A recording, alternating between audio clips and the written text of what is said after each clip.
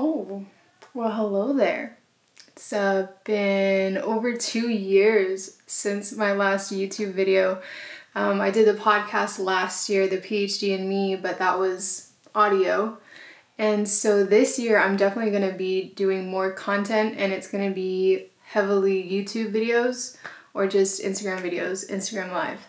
So to get this started, I saw a motivational video on Instagram, and it's called The 7 Rules of Life. And I basically wanted to break down each rule and do a commentary because, you know, we see these short clips even on TikTok or whatever, but I do believe that this deserves a breakdown. So we will start with a commentary on that. So I'm just gonna pull up the video. 7 rules of life. Number 1, let it go. Never ruin a good day by thinking about a bad yesterday. So number 1 is let it go. Never ruin a good day by thinking about a bad yesterday. So yes and no. I feel like, first of all, there's no rules in life. All rules in life are meant to be broken at some point, or bent, or revised. So just before we even dive into number 1, I feel like there's more like guiding principles to life, like if the code of conduct, like how you want to live your life. Of course there's morals and ethics, that things that you don't do, like you'll never steal, right? That's kind of a rule not to be broken, but these rules or these numbers are gonna be more like, they can be tweaked sometimes. There's always like a asterisk clause, like maybe. So let it go. Don't ruin a good day by bringing yesterday's a bad day. So let's see, if you're having, I like that, I like it, first of all. But if you're having consecutive bad days, or say you're in a relationship and you're having like these same kinds of little bickering arguments and fights, then I think it's time that, you know, maybe there's some truth in the yesterday bad day. And if you just keep letting it go and not going back and learning from it, then, you know, you're just gonna keep having more bad days. So the really goal of letting it go is like letting go of your past, saying, you know, something happened, maybe you have an ex, or maybe you're still with the same partner. Angel and I have a lot of history, and, you know, letting that go and saying, you know what's happened has happened, but today from here on out, this is how we're gonna be, and we're not gonna continue the behavior, we're gonna fix the behavior. So basically, number 1 is let it go, and I think that, you know, don't suppress it or act like it's not there, or say, you know what, this is me, so just be, you know, this is who I am, take it or leave it type deal. Like if you're hurting yourself, if you're not healthy, if you're hurting other people, you know, like that's a big sign that, you know, maybe there's truth in that bad day, those consecutive bad days. So with that, let's go to number 2. Number 2, ignore them. Don't listen to other people. Live a life that's empowering to you. Yeah, I really like that one. So number 2 is ignore them. Don't listen to other people, like I guess their opinions, and live a life that's empowering for you. Yeah, so I think that's a great rule or guiding principle, to ignore them. And, you know, there's so much, obviously, you know, in society today, in politics today, in our culture, that is very like one side, polar opposite, or the other. And, you know, both sides are kind of like, if you don't agree with me, F you, like they're kind of combative. And, you know, like, okay, ignore them. But in another sense, it's like, where can we have a conversation where we can hear both sides? I really like this YouTube series. What's it called? I think it's called like, okay, so it's called Middle Ground, and you know, it's on YouTube, so they have like different videos about different things. I think it's really cool. So basically ignore them. Like I think that we grow as people not when we surround ourselves just with people who think the way we think, because then we just stay the same, exactly the same. When we expose ourselves to different perspectives and open our mind to consider things, not only does it open our heart to love and connect people and to accept them for who they are, but it also helps us connect to ourselves and to question ourselves. Hey, you know, I thought this way, but I watched a documentary, it changed my mind a little bit. You know, I've never been through that, so this is why I had that view in the first place. But now I've met people who have had different experiences and we were able to connect even though initially we had different views. And also that there's some friends that are just to have fun and they don't always have to agree with you and your lifestyle. They don't have to be into the same things that you're into all the time. Like Angel and I have a really diverse palette. We're entrepreneurs, but I'm also really wellness and wholeness, and I'm really a spiritual entrepreneur, which means I do things like ethically and morally, sustainably, good for the earth, good for you, natural, you know, but I also have things like we're into art and I still love rap and I love to go to concerts and festivals, but then at the same time we're also parents.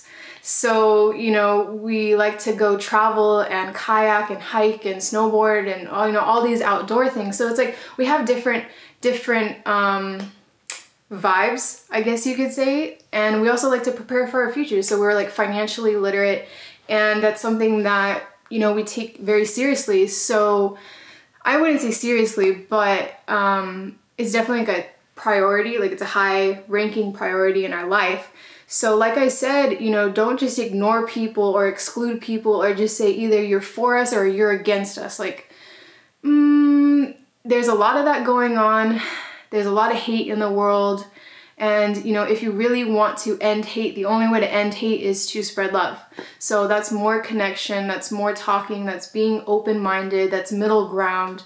I think, you know, those are good episodes to watch, you know, when you're like tired of TikTok and random videos. If you want something that's a little bit more stimulating for your brain.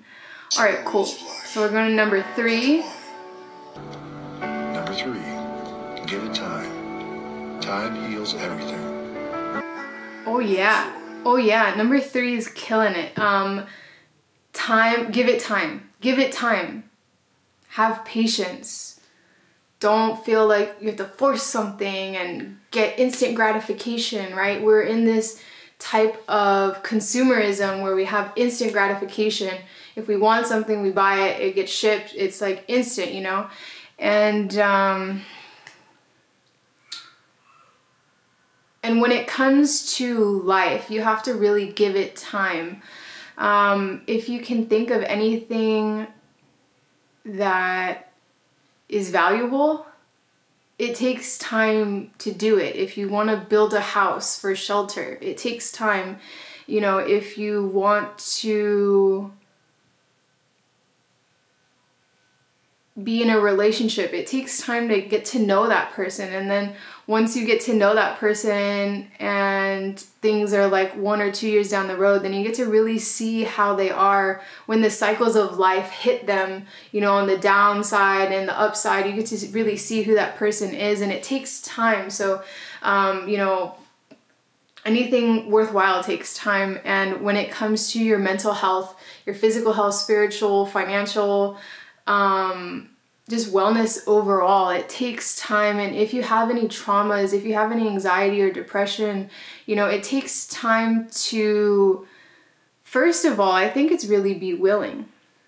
Willingness is the number one way to heal and to live a happy life. You have to be willing to surrender things that have happened, to surrender and forgive, even if something that happened, that person or that event didn't say sorry to you. You have to learn how to forgive regardless and how to heal regardless of the apology.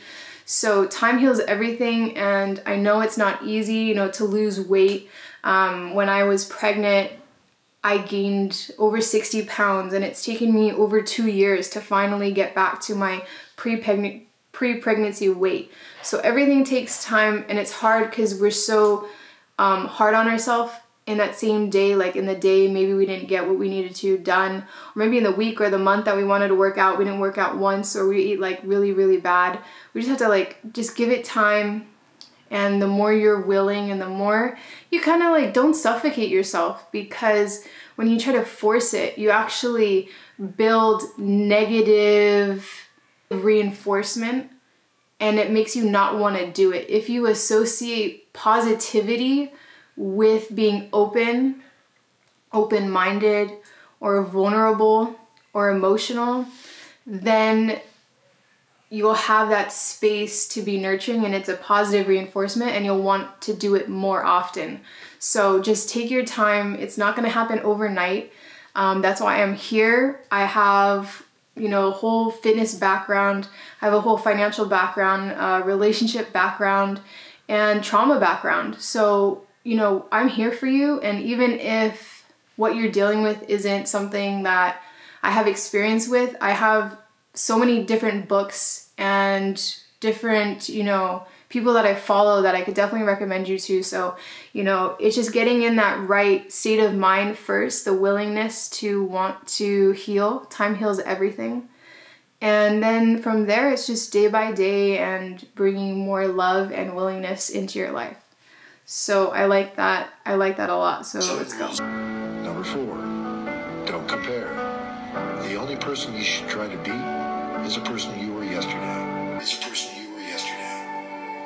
Number 5. All right, so number 4 is don't compare. The only person you should try to be is the person you were yesterday. I love that. There's also this quote that says, comparison is the thief of joy. And it's so true, because say like well, first of all, competing with someone else is not fulfilling. It's not like once you beat that person, you don't feel, you know, that gratification. Yeah, I'm sure instant gratifications, like if you won a race, but over the long term, competing with other people is just kind of pushes them away from you. So if you want to bring people into your life, it's celebrating their wins and not trying to compete and one-up each other. So, you know, I really think that if you go within and you compete with yourself, the person that you were yesterday, like it says in the video, then you will be sustained for a lifetime. You'll always have that deep fulfillment in yourself to know what you're made of, because what are you interested in, right? Because if we always are comparing ourselves to other people, they're living their life, and what makes you happy is going to be different. What makes me happy is going to look different. So although you may see success or happiness, it's not going to look the same way. Like the same things are going to bring you the same happiness and success and fulfillment. So don't compare yourself, because I know like body image, so, you know, on Instagram, it's so hard, but there's like nothing I can do about how I was born naturally. My hips are very narrow and my torso is really short. I don't have like that long hourglass shape. I'm not curvy. There's just things that I can't do. And so even though I do compare myself, I'm not saying I don't compare myself. I do for sure. And it's hard not to, because you see it so often, right? And you wanna, like, you have this idea of what fitness looks like. So it's been a very, you know, steady uphill climb to try to have a positive body image. And just with like everything, right? So don't compare yourself. The quote I love is, today you are exactly where you need to be. What happens tomorrow is up to you. So if you really don't like where you've been, or if going back to body image, if you really feel like you're unhealthy, I'm not talking like looking like a six-pack, ripped, you know, just IG fit. I'm talking like you lose breath when you are shopping or walking up and down stairs. You don't want to take the stairs. Clothes aren't fitting the way they used to. You're having headaches. You're really tired and fatigued. At the end of the day, maybe you need coffee several times a day. Maybe you just don't feel good after eating, you know. It's funny, we call it the food coma, but that's very unhealthy for your body in the long term because you're just pushing your organs to the limit. And you know, I'm not gonna say all the studies, you guys know, it all shows like diabetes, heart disease. So, you know, if you feel like you're unhealthy, then, you know, make that change. Today, I can't look in the mirror and just lose the 60 pounds. It had to be like, instead of sprinting like I used to sprint in high school, I'm just gonna walk today. And there's days where I didn't walk at all. But where I am today is exactly where I need to be, and what happens tomorrow is up to me. So I can make that tiny step forward in the right direction. And even though sometimes I'll eat bad or whatever, eventually I'll get there. And look, 2 years later, I'm back to my pre-pregnancy weight. So it's not easy, but if you don't like where you are today, just write it down. Write it down, because the more you see it and the more you bring it from your subconscious mind to your conscious mind, the more you're going to remember and think about it. And the more you think about it, you know, you get into that stage where you're actually going to take that action. So that's a very good one. Don't compare. Don't compare yourself to others. Just compare yourself to who you were yesterday and decide, you know, do I like who I am? Do I like who I'm becoming? And then continue that, or just make a change. Number 5, stay calm. It's okay not to have everything figured out. Know that in time, you'll get there. Okay, so number 5 is stay calm. If you don't have everything that you want, in time you will. So just stay calm. I think that goes back to time heals everything. Time is also like, we're here for a very short amount of time. More compared to animals, but for the most part, it's a very short amount of time. So stay calm, because everything that is supposed to happen in your life will happen at some point. So focusing and not being calm on the everyday, like micromanaging or microanalyzing, or just being obsessive about the day-to-day, you really think like, okay, yeah, I want goals and stuff, but at what cost? Like, I still want to enjoy my life and have fun. So, you know, it'll be there for you. So just stay calm. And I know it's very difficult. It is difficult. You know, it's easy to see these little clips. Like I said, this is like a 50-second clip. But whatever you desire and whatever your goals are and whatever your dreams are, it's hard. It's so hard. Because the only person that holds you back is yourself. And we're not used to that type of accountability. So number 4 is stay calm. And I know that sounds simple, but late at night, when you can't sleep and you're restless, or early in the morning, or just between shifts at work or whatever, just like when you have some quiet time, it's hard not to get in your own head. And we are our worst enemy. We're the only ones that hold ourselves back, is, you know, what's in our head. So the best thing is just to, you know, like I said, write it down, like get it onto paper, what's freaking you out, and then let it sit. Don't feel like you have to push it out. Like if you're freaking out and people tell you to stay calm, it's like at some point you have to experience those emotions. You can't just pick only the happy emotions. You have to go through those negative emotions. They're not negative emotions. I think that they're the truth. Like when you go through those negative emotions, they're the ones that lead you to truth, that lead you to happiness, that lead you to that freedom, that inner freedom.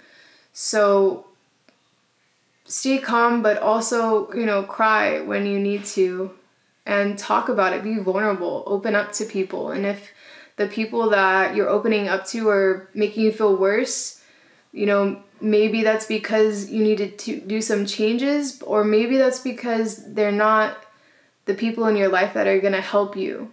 They may be threatened by you wanting to do better. And I don't know, just reach out, like, and we'll see, like, when you're freaking out, because it's, you know, it's so I don't even want to say it's complex, but there's so many reasons to feel some sort of way. And I can't say that, like, if you feel fear, that you feel fear because of this. You really have to dive deep and dig a little bit deeper to see where it's coming from, and you have to let it sit. So sometimes when you can't stay calm, you gotta be crazy. All right, so let's move on to the next one. Number 6, it's on you. Only you are in charge of your happiness. Okay, so number 6, it's on you. Only you are in charge of your happiness. I 100% agree. I think that obviously when you're making changes in your life, you need some support. And sometimes it just has to be you. Like, you have to support yourself. You have to sit down and say, okay, well, if no one supports me right now, I have to do it for my future self. And I have to do it for the child within me that doesn't have anyone to look out for them. I used to do that a lot. I used to think, like, okay, I'm not really happy with my life right now, but one day I'll be happy. So I'm gonna, you know, do what I need and change and heal, so that for my future self and for the child that was crying and alone, you know, I'll be better. And I think that one's pretty straightforward. I don't have much to add, except for obviously it's hard to be in charge of your own happiness, because sometimes you have to question yourself, and that's probably the hardest thing, because it's not easy to be wrong, and it's not easy to admit when we're afraid. And so, you know, it's just this journey. It's like, stay calm, and time will do everything for you if you put yourself in a position. You know, if you set all the parameters to foster and nurture your growth, you know, if you are not getting enough sleep, if you're eating bad, if you're not exercising, you know, if you're doing drugs or alcohol, which they have a time and place, but, you know, to the point where you are just as unhealthy, then obviously you're not showing up, you know, to take charge of your happiness in your life. So yeah, just show up and figure out how you can take your happiness, because in this world, people aren't just going to hand it to you. You have to find it deep within yourself, for sure. Number 7, smile. Life is short. Enjoy it while you can. So number 7 is smile. Life is short, so enjoy it while you can. And, you know, we already touched on that life is short. So just don't compare. I think that we talked about it in the don't compare one. You have to smile, you have to enjoy your life. You know, if all your needs are met, enjoy the rest. That's what I like to say. If all your needs are met, enjoy the rest. And if you're working towards something that is your need, so like a need is like shelter, food, connection within yourself, emotional, spiritual, physical health, then enjoy the rest. Like, if you're working towards getting fit, don't obsess over the minute details. Just, you know, go work out, eat well, and then have fun. Watch Netflix. It's okay to sit down for hours and just watch TV. It's totally okay. It's okay if, you know, you're still working towards your goal of health. There's so much positive stimulation out there, whether it's documentaries, or just motivational videos. I love watching commencement speeches, and just learning about different cultures and the way things are made. So there's nothing wrong with that. I just think you know, work towards that growth, and then enjoy the rest, have fun. And I'm not saying that you can't smoke or you can't drink or you can't go party. Like, that's fine. It has its time and place, and you know, life is short, so you gotta smile, you gotta laugh. So do what makes you smile, do what makes you laugh. And so I would add one more. And the one more like rule I would add is lean in. Lean in to all of those 7 rules. Lean into them and really ask yourself, like, what does it mean to you to do those things? Or, you know, is it hard? Do you disagree? That's a big part, is do you even agree with those 7 rules? How is your life? Do you even care for happiness? Because some people, they don't care for happiness. They don't care for success. They're just innately happy with where they're at, and they don't need to grow. They're just okay. And that's okay. You know, this isn't for everyone. And maybe it's just not the right time. You know, I've lived a lot of experience in a short amount of time. And sometimes you haven't lived life enough, like, experience to feel like the 7 rules even matter. And what I mean by that is, like, if you've never had your heart broken, how could you care what love is? You know, if you've never had a really good friend and then they move away and you never see them again, like, that loss, or even actually physically losing someone, or even an animal. You know, I love animals, and when my dog passed away, like, that's hard, you know, and things happen, or losing the job or not getting the job, or, you know, relationships. So when you haven't gone through that yet, you don't know what you've got until you lose it, and you don't really know what it means to lose something if you've never had it. So, you know, these are good to just have like a guiding principle, but don't, you know, pressure yourself or obsess over stuff if it's not resonating with you. Just take what resonates with you, take what serves you, and then leave the rest. You know, this is just better than filling yourself with like mindless stuff or people fighting and arguing. Like, it's really up to you.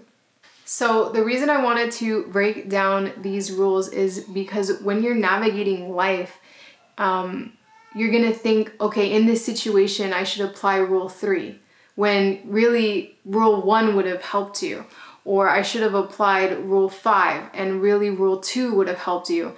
So it's really grounding down, being humble, having that experience, and searching for it, being willing again, and then also holding yourself accountable. Because if you've realized what you do, and even though if you can't help it, you know, like cussing, at least you know what it is. And now the next step is, well, do you care to change it or not? And if you want to change it, then it's accountability, it's discipline. But if you don't share with anyone or be vulnerable to speak it out, that you don't like the way you're becoming or the habits and the type of behaviors that you have, you know, you won't change. You won't change because it'll just be subconscious. You'll get distracted. You'll procrastinate. I really think that if you are searching for spiritual growth, if you are searching for any type of growth in your life, accountability is the #1 thing that I think holds a lot of people back. Because if we know we want to change, but we don't tell anyone we want to change, or we want a new behavior, or we want a new lifestyle, or just to try a hobby or something, then the only person who knows is us. And it's so easy for us to get distracted or to procrastinate. So if we don't share it with anyone, then we're never gonna be like, you know, people will then ask you like, hey Tony, how's that goal going? Or how's that one thing that you wanted to change going?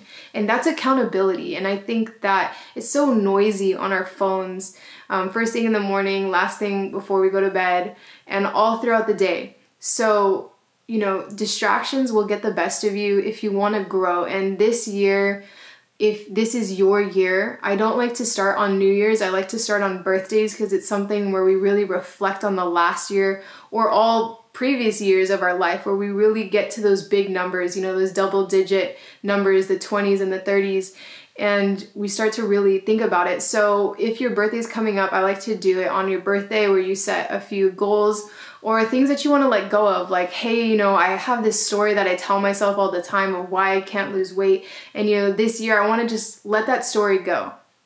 You know, or I tell myself all the reasons why I don't let myself chase my dreams. You know, they're not realistic, and I give in to self-doubt. This year, I want to let that go. I don't want to have that self-doubt or that negative self-talk. You know, it's not always about gaining things and getting stuff. It's also about like shedding old things, letting old things that don't serve you anymore go. And, you know, it comes back to that accountability. So really, if growth is what you're looking for, I can hold you accountable. That's not a problem. I can show you the tools and the discipline, but you have to share what you're working towards or what you're trying to let go of. And that's the only way, because there's a ton of tools out there. There's a ton of free tools. You don't have to pay for courses and, you know, go to therapy, and they all have their time and place. It's great. But, you know, to get you started, there's so much content out there. So what the biggest thing is writing down what you want to change. And maybe it's something different. Like, I'm tired of pretending to be this. I'm tired of hanging around the same crowd because I don't feel good. I don't feel like fulfilled. I don't feel happy. I don't feel successful. And I just want to change. And sometimes it's hard because those are the people that have been with you for so many years. And to say that, you know, maybe you want to venture out or try different things, you know, people are really threatened by that. So I am here for you, that if you are ready to be held accountable and you want to share and you want that help, like, I've learned something about myself is that I care a lot. I care a lot. I really think these things through before I share things with you because I want to help you. This is coming from a place of love. You know, I'm not asking for money. I'm not asking for anything. Like, I ask myself, if I share this, will it help the person? And if so, then I share it, you know, and sometimes it won't help or it's not a time and place, but I've learned about myself is that I don't give you what you want to hear. I give you what you need to hear, and I give you results, because I've tried, you know, so many things, so many books and seminars and courses and just, you know, therapy and all these things. And there's so many great things about it, but there's just, you have to have an open line of communication with someone and really go through pretty much on a weekly, at least basis, to check in and see where you're at. So I'll give you what you need to get the result that you want for sure. Like, I know it. Like, I'm here for you, and if that's all you need, I'm here for you. You know, my last like kind of New Year's resolution on my birthday was that past year would be a sacred scavenger hunt. So this year it's actually going to be here for you. That's my like resolution.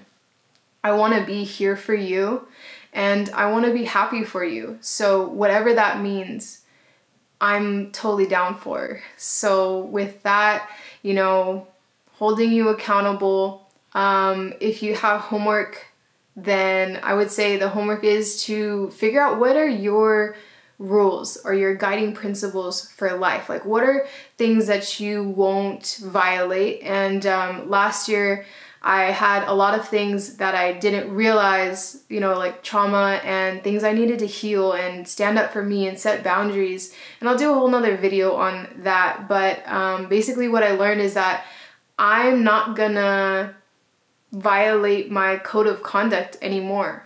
If I have a certain expectation, a certain standard, I set it for myself. That doesn't mean everyone has to follow my standards.